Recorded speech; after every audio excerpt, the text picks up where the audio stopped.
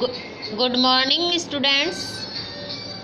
आज हम पढ़ेंगे शब्द और वाक्य के भेद।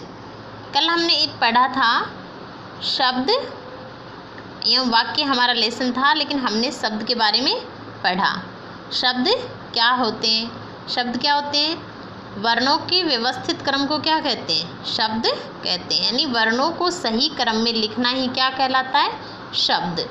तो हमने कल देखा था शब्द के कितने भेद होते हैं? 2 भेद होते हैं। आज हम उन 2 भेदों के बारे में विस्तार से चर्चा करेंगे। तो बच्चों, सबसे पहले हम देखते हैं, हमारा 1 नंबर भेद है सार्थक शब्द। यानी शब्द 2 प्रकार के होते हैं, सार्थक और निरर्थक। सार्थक में मैंने आपको बताया था कि जिसका कोई ना कोई अर्थ निकले। अभी बताती हूँ। सार्थक शब्द की सबसे पहले हम परिभाषा पढ़ेंगे। ऐसे शब्द जिनका कोई न कोई अर्थ निकलता है वे सार्थक शब्द कहलाते हैं। यानी सार्थक शब्द क्या होते हैं? जिनका कोई ना कोई अर्थ निकलता है वो क्या कहलाते हैं? सार्थक शब्द। और निरर्थक शब्द क्या होते हैं? जिनका कोई अर्थ नहीं निकलता हो। तो सबसे पहले हम देखते हैं सार्थक शब्द कौन से होते हैं। जैसे कमल। कमल क्या होता है? यानी कमल क्या होता है? कमल एक फूल होता है, ठीक है। तो इसका मतलब हम इसका कोई ना कोई अर्थ निकल रहा है। कमल का नाम लेते ही हम समझ जाते हैं कि किसके बारे में कहा जा रहा है। अगला लिखा हुआ है किसान। क्या लिखा है? किसान। तो हम किसान का मतलब भी समझते हैं, यानी खेतों में जो हल जोतते हैं वो क्या होते हैं? किसान होते हैं। तो यहाँ पर किसान यानी जो शब्द लिखा हुआ है उसका अर्थ निकल रहा है। यानी वो शब्द पढ़ते ही हमें पता चल रहा है कि किसके बारे में कहा जा रहा है। यानी खेत में हल जोतने वाले किसान के बारे में कहा जा रहा है। आगे हम देखते हैं, हमारा शब्द है साइकिल। क्या शब्द है? साइकिल। तो बच्चों, ये शब्द पढ़ते ही आपको पता चल रहा है कि किसके बारे में बात की जा रही है? साइकिल के बारे में, जो कि हम चलाते हैं वो वाली साइकिल होती है। तो बच्चों, सार्थक शब्द वे होते हैं जिनका कोई ना कोई अर्थ निकलता हो। अब हम देखते हैं, हमारा 2 नंबर है निरर्थक शब्द। निरर्थक शब्द की परिभाषा: जिन शब्दों का कोई अर्थ नहीं होता वे निरर्थक शब्द कहलाते हैं। यानी जिन शब्दों का कोई अर्थ नहीं हो वो क्या कहलाते हैं? निरर्थक शब्द।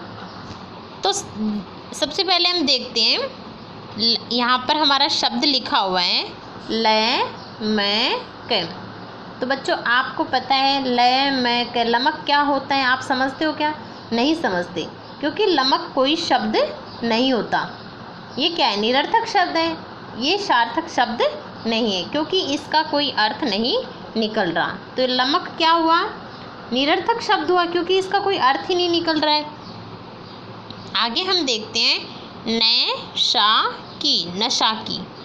अब बच्चों, नशा की क्या चीज़ होती है ये भी नहीं पता, तो इसका भी कोई अर्थ नहीं निकलता। तो ये भी हमारा कौन सा शब्द हुआ? निरर्थक शब्द हुआ। आगे है किल ईशा।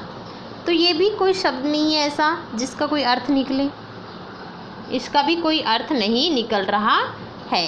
अगर इस शब्द को हम व्यवस्थित क्रम में लिखें, यानी सही तरीके से लिखें, तो इसका अर्थ निकलता है। जैसे साइकिल बन गया, लमक का बन गया कमल, नशाकी का बन गया किसान। तो यानी इनको व्यवस्थित क्रम में लिखा जाए तो क्या बन जाते हैं? सार्थक शब्द बन जाते हैं। और इनको व्यवस्थित क्रम में नहीं लिखा जाता है तो ये निरर्थक शब्द कहलाते हैं। अब बच्चों, आगे हम देखते हैं वाक्य के बारे में।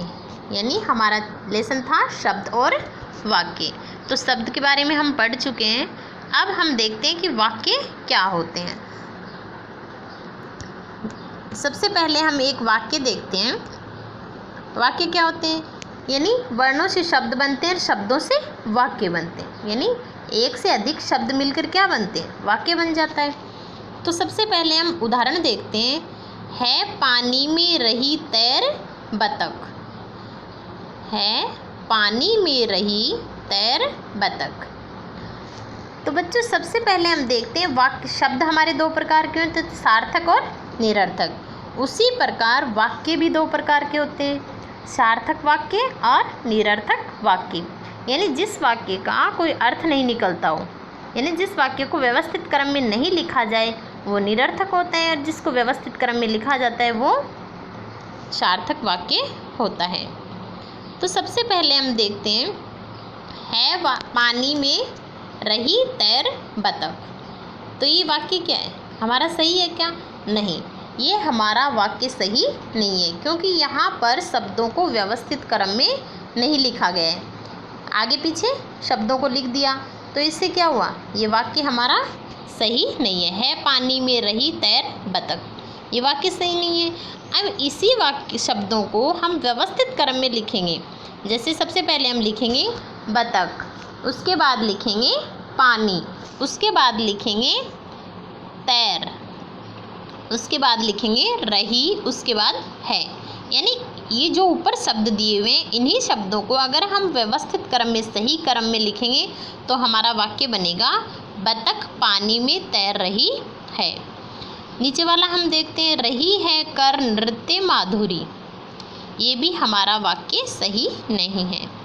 इसको भी हम व्यवस्थित क्रम में सही क्रम में लिखेंगे तो हमारा वाक्य बनेगा, सबसे पहले हम लिखेंगे माधुरी, उसके बाद नृत्य, उसके बाद कर, उसके बाद रही है।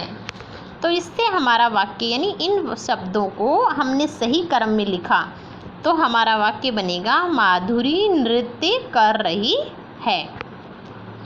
तो बच्चों हम देखते हैं कि उपयुक्त दिए गए दोनों वाक्यों के पहले वाक्यों से अर्थ स्पष्ट नहीं हो रहा है। यानी ऊपर जो वाक्य दिए हुए हैं, दोनों वाक्यों के ऊपर उदाहरण दिए, यानी एक एक पहले वाक्य दिए हुए हैं, उन दोनों से कोई अर्थ स्पष्ट नहीं हो रहा है, क्योंकि इन वाक्यों में शब्दों का क्रम क्या नहीं है, सही नहीं है। इन वाक्यों में माधुरी, यानी जो नीचे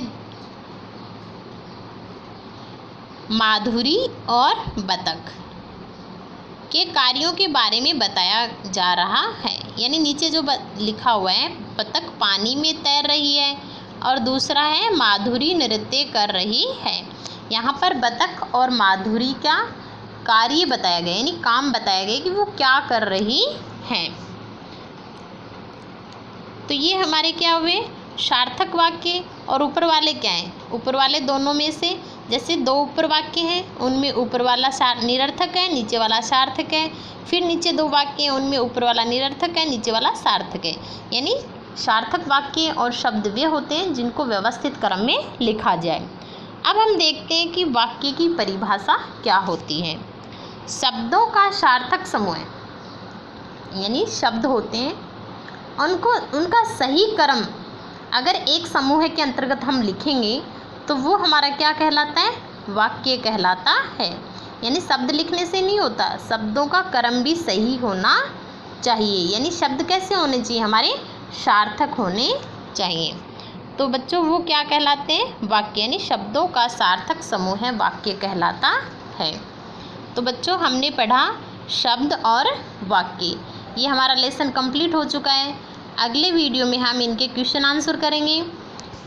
ये आपको अच्छे से लर्न करना है।